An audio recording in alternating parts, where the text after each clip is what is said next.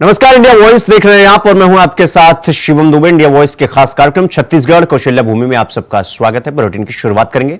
खबर रायपुर से है, जहां मुख्यमंत्री विष्णुदेव साय ने स्कूल शिक्षा विभाग की समीक्षा बैठक ली।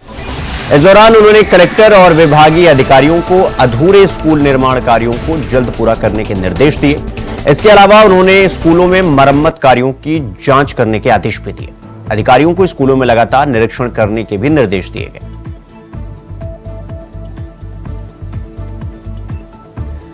तो मुख्यमंत्री साय ने समीक्षा बैठक ली और स्कूलों में मरम्मत की जांच की जाए और अधूरे निर्माण कार्य पूरे करने के निर्देश मुख्यमंत्री के द्वारा दिए गए और स्कूलों में जो मरम्मत हो रही है उसकी जांच भी की जाए। मरम्मत हो रही है या नहीं हो रही। खबर रायपुर से है, जहां मुख्यमंत्री विष्णुदेव साय के निर्देशानुसार छत्तीसगढ़ के सभी जिलों में जन कल्याणकारी कार्यक्रमों के क्रियान्वयन और विकास कार्यों की मॉनिटरिंग के लिए प्रभारी सचिव नियुक्त किए गए। राज्य शासन ने राज्य के सभी 33 जिलों के लिए अपर मुख्य सचिव, प्रमुख सचिव, सचिव, संचालक, विशेष सचिव को जिले का प्रभार दिया गया। संबंधित जिले के प्रभारी सचिव जिले में संचालित योजनाओं और विकास कार्यों की मॉनिटरिंग करेंगे ताकि विकास कार्यों को गति दी जा सके।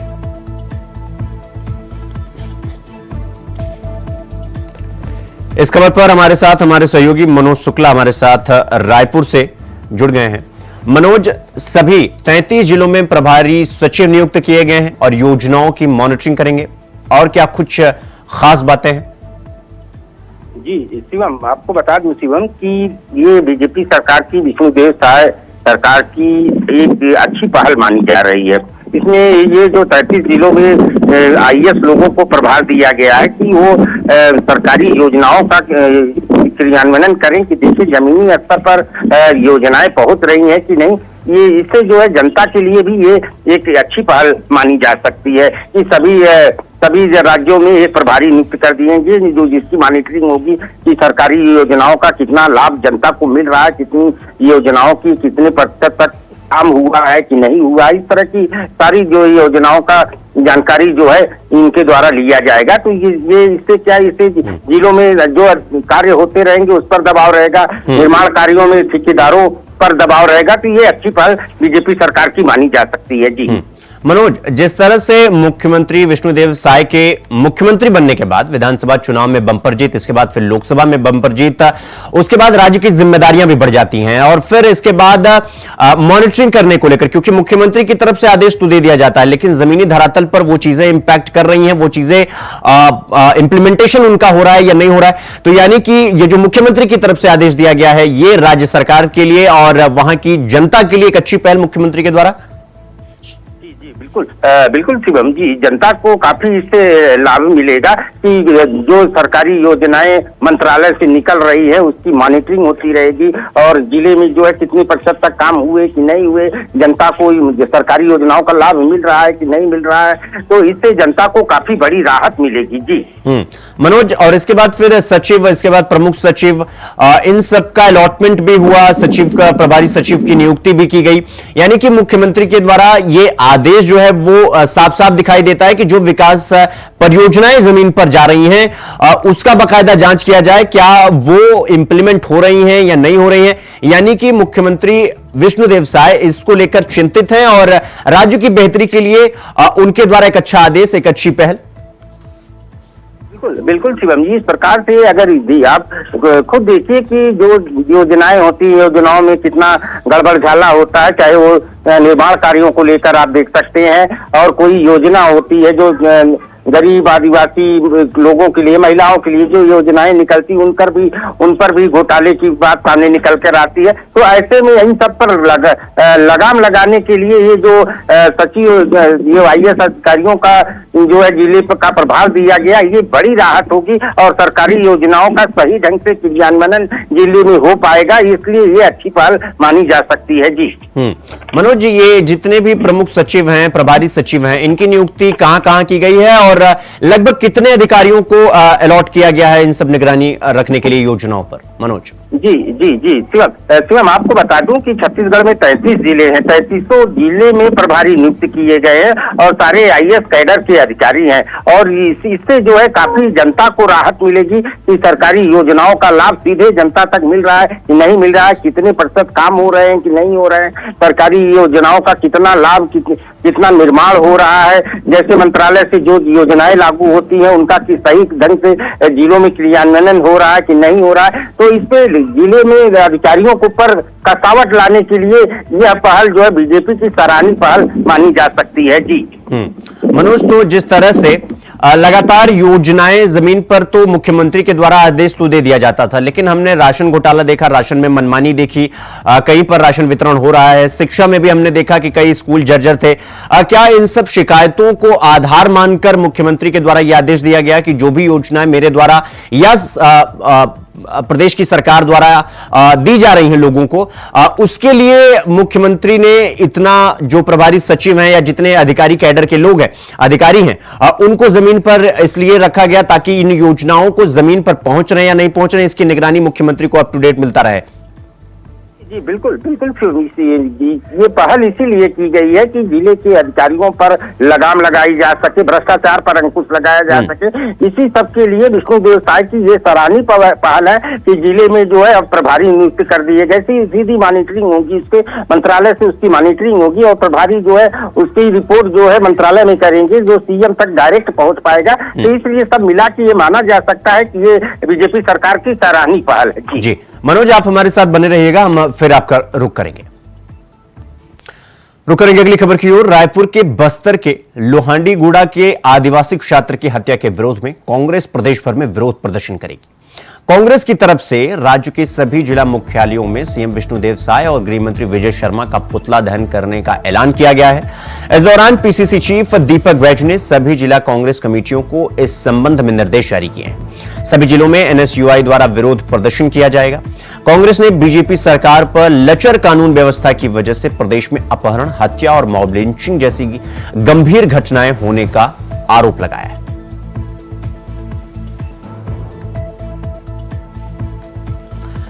तो मनोज शुक्ला हमारे सहयोगी रायपुर से हमारे साथ लगातार बने हुए हैं। मनोज, जिस तरह से कानून व्यवस्था को लेकर अब कांग्रेस सरकार को घेरने की कोशिश कर रही है, एक तो ये पूरा मामला क्या है और दूसरा कांग्रेस की तरफ से जो ये सरकार को घेरने की कोशिश की जा रही है, ये किस तरह से सरकार देख रही है?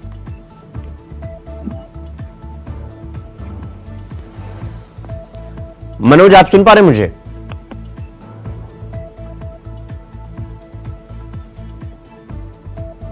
मनोज, आप सुन पा रहे हैं मुझे? जी जी शिवम आपको बता दूं कि छत्तीसगढ़ में जब से बीजेपी की सरकार बनी है तब से लगातार कांग्रेस किसी न किसी मुद्दे को लेकर सरकार पर निशाना साधे हुए।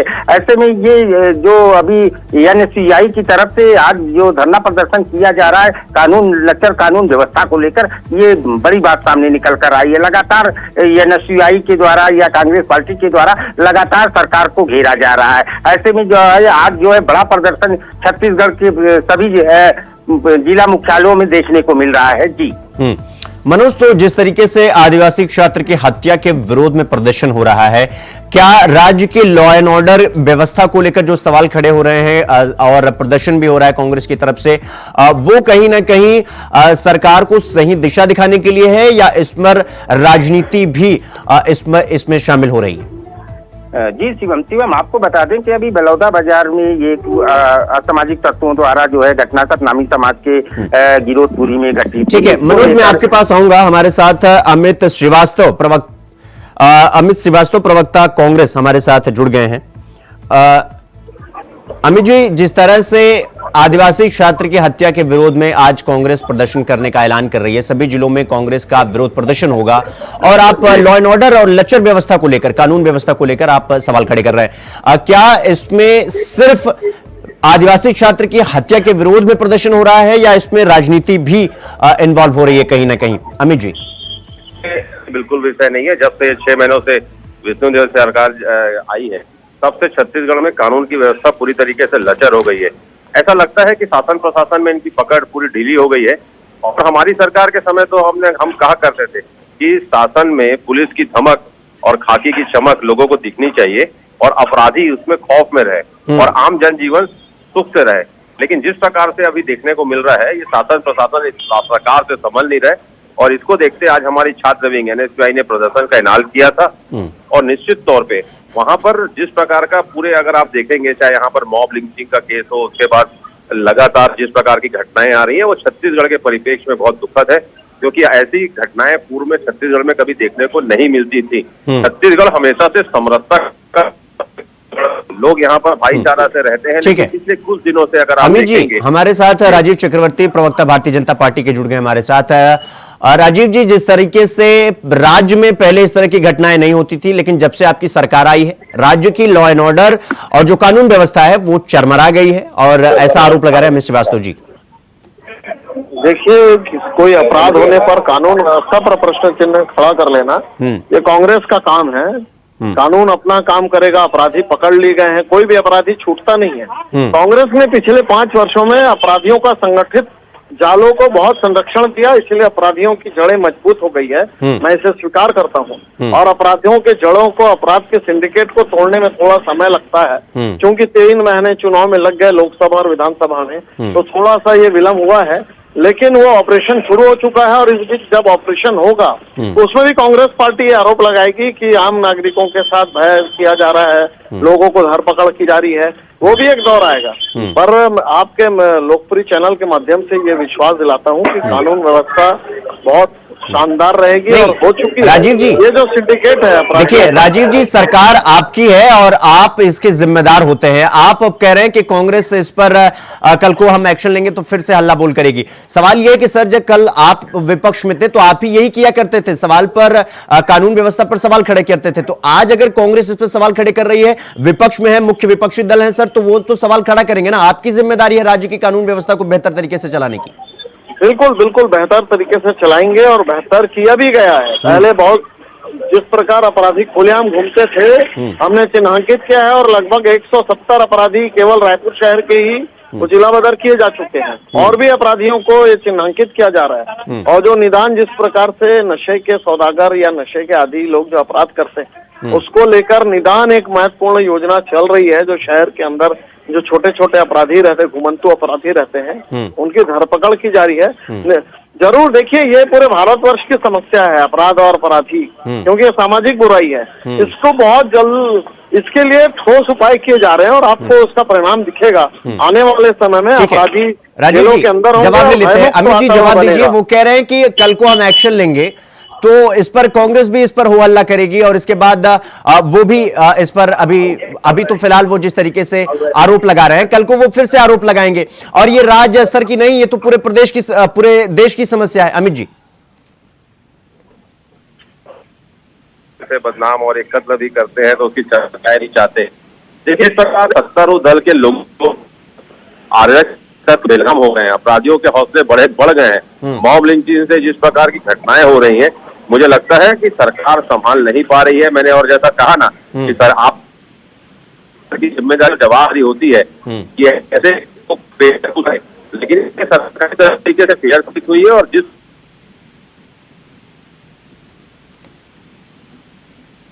जी अमित जी, आपकी आवाज नहीं आ रही, मैं आपके पास आऊंगा। राजीव जी जवाब दीजिए। देखिए, राज्य की कानून व्यवस्था बेहतर हो, यह जिम्मेदारी आपकी है। विधानसभा चुनाव हो या लोकसभा चुनाव हो, अगर आप इनमें बिजी हैं और कानून व्यवस्था को दरकिनार कर रहे हैं, नजरअंदाज कर रहे हैं, तो सर फिर सवाल आपकी सरकार पर खड़े होंगे। राजीव जी जी बिल्कुल सवाल खड़े होने, हम जवाबदेही के लिए बिल्कुल तैयार हैं। लेकिन जैसे किसी घटना हो रही है, अपराधी पकड़े जा रहे हैं, तो ये बहुत महत्वपूर्ण बात है। पहले अपराधी भाग जाते थे, अभी देखिए बड़े बड़े शराब के सिंडिकेट जेल के अंदर है। और जिसे मॉब लिंचिंग कहकर अगर एक दुर्घटना के वक्त किसी जो मवेशी को लाद कर ले जा रहे थे गैर कानूनी रूप से, उसको मॉब लिंचिंग करना, तो कांग्रेस राजनीति में रोटी सेक रही है, आपदा में अवसर का तलाश कर रही है। लेकिन हम उन्हें तलाश करने नहीं देंगे।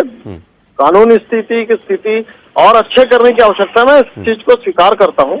और बिल्कुल आने वाले समय में आपको बेहतर पुलिसिंग, बेहतर कानून व्यवस्था और दिखलाई देगी, क्योंकि 5 वर्षों में कांग्रेस के समय अपराधियों के हौसले बुलंद थे, उनका सिंडिकेट बहुत मजबूत है, उसको धीरे धीरे तोड़ा जा रहा है। कोई भी काम के लिए समय लगता है, तो आपको समय आने पर आने वाले, मैं आपके चैनल के माध्यम से कह रहा हूँ, आने वाले 2 महीने के अंदर आपको दिखेंगे कि कितने अपराधी लगातार जेलों में ठूसे जाएंगे और उनके ऊपर बहुत बड़ी कार्रवाई की जाएगी। और जो निजात, जो अभियान चला जा रहा है राजीव जी, अमित जी हमारे साथ जुड़ गए वापस से। अमित जी, वो कह रहे हैं कि 2 महीने का इंतजार है, इसके बाद राज्य की कानून व्यवस्था वो सबसे बेहतर हो जाएगी और कांग्रेस इस पे सिर्फ राजनीतिक रोटी सेक रही। अमित जी, देखिए, हमें शौक थोड़ी है राजनीतिक रोटी सेकने का, लेकिन अगर जनता परेशान होगी तो विपक्ष के विपक्षियों के नाते हमें तो आवाज उठाना पड़ेगा, उनकी आवाज को बुलंद करना पड़ेगा जी। लेकिन अगर सत्ता पक्ष में बैठे लोग ये समझ ही नहीं पाए कि ये सत्ता पक्षी हो गए, ये विपक्ष के लोग नहीं रहे। अब जवाब जिस प्रकार से देते हैं, इनकी जिम्मेदारी और जवाबदारी है कि कानून व्यवस्था पे इनको जवाब देना पड़ेगा और सिर्फ लब्बो लबाज से बात नहीं चलेगी। और आगे कह तो रहे हैं कि 2 महीने में सब ठीक हो जाएगा, हम आशा करते हैं कि ठीक हो जाए ईश्वर की दया से। लेकिन मुझे फिर लगता है कि अब छत्तीसगढ़ के जनमानस को भी ये लगने लग गया है कि ये सरकार से प्रशासन शासन सब मिलेगा। अमित जी, देखिए, जब आप सत्ता में थे घटनाएं तब भी होती थी, इस तरह की घटनाएं तब भी हो रही थी सर, लेकिन जब वही तब राजीव चक्रवर्ती जी सवाल उठाते थे तो आप लोग यही कह रहे थे, जो आज राजीव जी कह रहे हैं कि बीजेपी इस पे सिर्फ राजनीति कर रही है। और अगर कोई घटना घटी है सर, तो उसमें आप लोगों को क्या ये नहीं लगता है कि समय देना चाहिए इन अपराधियों को गिरफ्त में लेने के लिए? बिल्कुल भी नहीं, काहे का समय देना चाहिए। अगर कोई अपराध कारित हो रहा है, त्वरित कार्रवाई होनी चाहिए, अंकुश लगाना चाहिए और अपराधियों में डर होना चाहिए सरकार का, प्रशासन का। और क्यों समय देना चाहिए, मुझे एक चीज बताइए, अगर कोई अपराध कर रहा है तो त्वरित कार्रवाई होना चाहिए। बिल्कुल जी, ठीक है। तो अमित जी, राजीव जी, आपका बहुत बहुत धन्यवाद, दोनों लोगों का, आप दोनों का बहुत बहुत धन्यवाद। और मनोज, आपका भी बहुत बहुत धन्यवाद हमारे साथ जुड़ने के लिए और इस खबर पर जानकारी हमारे साथ साझा करने के लिए। रुक करेंगे अगली खबर की ओर। छत्तीसगढ़ के राजस्व मंत्री टंकराम वर्मा ने कांग्रेस को जमकर घेरा।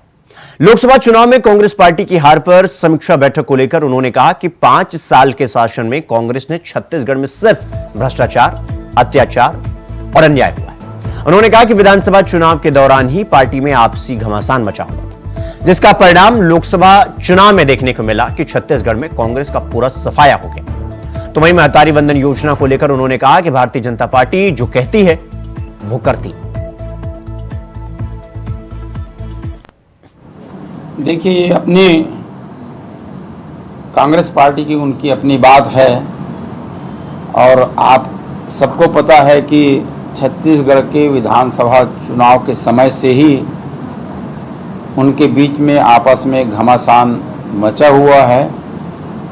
5 साल में ही सत्ता से क्यों कैसे बाहर हो गए सबको पता है कि उनके राज में भ्रष्टाचार, अत्याचार, अन्याय, मुनाफाखोरी ये सब बढ़ गया था। उसके कारण सरकार को हटना पड़ा और अभी लोकसभा चुनाव में भी एक तरफा सफाया हो गया। तो इनके कारण आरोप प्रत्यारोप उनके बीच चल रहा है और ये उनकी पार्टी की अंदरूनी मामला है। तो वहीं छत्तीसगढ़ में राजनीतिक पार्टियां नगरीय निकाय चुनाव की तैयारियों में जुट गई हैं। कवर्धा के पिपरिया नगर पंचायत से बीते 4.5 साल से अध्यक्ष का पद संभाल रहे कांग्रेस नेता महेंद्र कुंभकार ने बीजेपी पर गंभीर आरोप लगाए हैं। उन्होंने आरोप लगाते हुए यह कहा कि मैं प्रदेश भर में कुंभकार समाज से इकलौता नगर पंचायत अध्यक्ष, लेकिन इस बात को भाजपा के लोग डाइजेस्ट यानी हजम नहीं कर पाते। पिपरिया नगर पंचायत में मौजूद सभी 15 वार्डों में उन्होंने बिना भेदभाव किए बीते 4.5 साल के दौरान खूब काम किया, लेकिन बीजेपी ने उनके खिलाफ बीते 3 महीने से अविश्वास प्रस्ताव लगाया हुआ है और साथ में यह भी कहा कि वार्ड का पार्षद भाजपाई है या कांग्रेसी, ये सोचे बिना उन्होंने हमेशा निस्वार्थ भाव से काम किया है। यही कारण है कि प्रदेश की भाजपा सरकार और उनके पार्षद के पेट में दर्द हो रहा है। आपको बता दें कि महेंद्र कुंभकार का बयान सोशल मीडिया पर अब जमकर वायरल हो रहा है।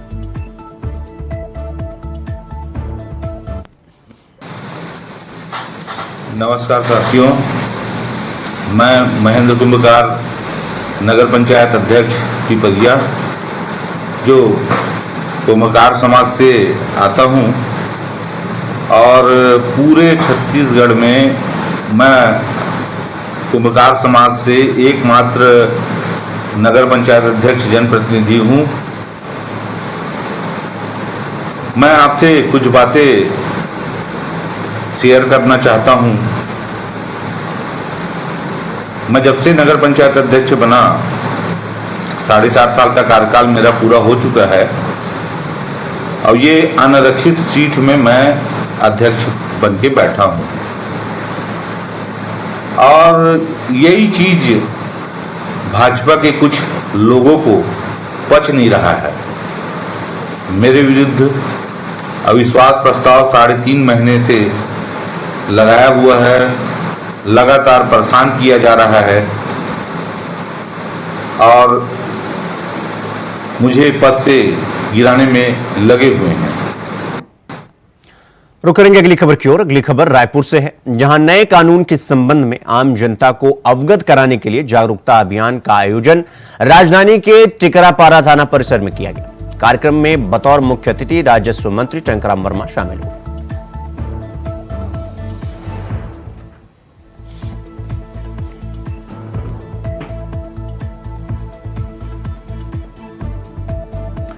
तो वहीं 1 जुलाई से देश में 3 नए कानून लागू किए गए हैं। इस कानून से क्या फायदा है, इसको लेकर हर जगह अलग अलग विधिक अभियान चला रही सरकार। शहर के अलग अलग थानों में कानून से जुड़े जानकारों को नए कानून की उपयोगिता और उनके फायदे बताए जा रहे हैं। जिले के पुलिस अधीक्षक एसएसपी अभिषेक सिंह ने बताया कि नए कानून से शिकायत दर्ज करने और न्याय पाने में आसान होगा। कई वकीलों ने इसे गलत बताया तो कई वकीलों ने सही।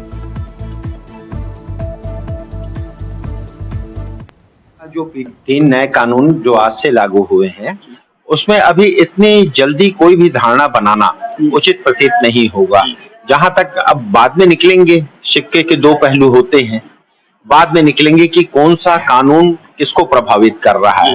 वैसे प्रारंभिक स्तर पर जो अभी हम देख रहे हैं, तो उसमें ये चीज प्रकट हुई है कि जैसे पहले एफआईआर होती थी और उसके बाद आरोपी को जो भी अभियुक्त रहता था उसको तत्काल न्यायालय के उसमें वो कर दिया जाता था और उसके जो बचाव का जो पीरियड था वो बहुत ही बाद में अंतिम चरण पर आता था। तो इसमें एक बात यह है कि एफआईआर अगर मान लो किसी के विरुद्ध कोई दर्ज हो जाती है तो वैसी स्थिति में वो 15 दिन के भीतर पुलिस थाने में जाके अपनी निर्दोषता के संबंध में प्रमाण प्रस्तुत कर सकता है और साक्ष्य अपने प्रस्तुत कर सकता है। तो ये उसको प्रारंभ से ही अपने आरोपी को बचाव का एक अवसर मिल जाएगा। देखिए, जो अंग्रेजों के समय के 3 काले कानून थे जिसमें दंड को प्राथमिकता दिया जा रहा था, लेकिन अभी जो हमारे नए कानून लागू हुए हैं आज से, उसमें न्याय को महत्व दिया जा रहा है। जैसे पुराने समय में कोई अगर किसी आरोपी के विरुद्ध गलत रिपोर्ट लिखा देते थे तो उसको अपने बचाव में साक्ष्य सबसे अंतिम में मिलता था उसको अवसर, लेकिन अभी जो हमारी नई भारतीय न्याय संहिता है इसमें उसको शुरुआत में ही अपना साक्ष्य रखने का प्रावधान है, जिससे उसको कोई सजा, अगर वो निरपराध है तो उसको वहीं से बचाव मिल जाएगा और उसको सजा नहीं काटना पड़ेगा। पुराने कानूनों में उसको सबसे आखिरी में ये मौका मिलता था, तो उसका कोई जो जेल में समय बिता देता था उसको कोई रेमेडी नहीं मिलती थी, उसका कोई उपचार नहीं था। तो मेरे हिसाब से तो नया कानून बहुत अच्छा है। सर, एक तरीके से बहुत अच्छा है कि आप महिलाओं को प्रोटेक्ट कर रहे हैं, उनके बारे में सोच रहे हैं, लेकिन एक पहला नजरिया है, एक पहला पहलू है। एक दूसरा पहलू ये भी हो सकता है कि बहुत सी महिलाएं इसको मिसयूज भी कर सकती हैं, तो दोनों पहलुओं को साथ में लेकर चलना होगा, यही हमारे लिए बेहतर होगा। तो छत्तीसगढ़ कौशल्या भूमि में फिलहाल अभी के लिए बस इतना ही। देश और दुनिया की तमाम खबरों को देखने के लिए देखते रहिए इंडिया वॉइस। नमस्कार।